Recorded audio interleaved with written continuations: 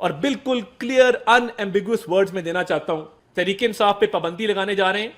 कानून के मुताबिक अगर बनता हुआ तो पासपोर्ट ब्लॉक करने पड़े, आईडी कार्ड ब्लॉक करने पड़े, ये तमाम इकदाम उठाए जाएंगे। पाकिस्तान और तहरीक इंसाफ एक साथ नहीं चल सकती, मैं बिल्कुल आपको क्लियर करता हूं। क्या करें, सफेद करें, मुल्क के खिलाफ साजिश करें, मुल्क को तोड़ने की साजिश करें, बैरून मुल्क लॉबी करें, लॉबिंग फर्म्स हायर करें, पाकिस्तान के खिलाफ करारदादें मंजूर करवाएं, साइफर का ड्रामा रचाएं, फॉरेन पॉलिसी को नुकसान पहुंचाएं, 9 मई के हमले करें, IMF के हवाले से मामलात को पेचीदा करके मुल्क को डिफॉल्ट करने की कोशिश करें, आपको पूछने वाला कोई नहीं। ये एक तासुर दिया जा रहा है इस मुल्क के अंदर। एक फिल्म का ट्रेलर चलाया जा रहा है 7 खून माफ के नाम से।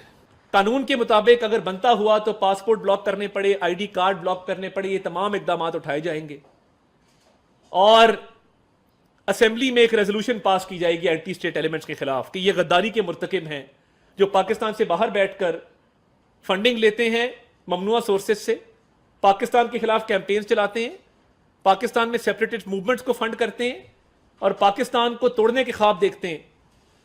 तो हुकूमत ने यह फैसला किया है कि सख्त तरीन कानूनी कार्रवाई अमल में लाई जाए।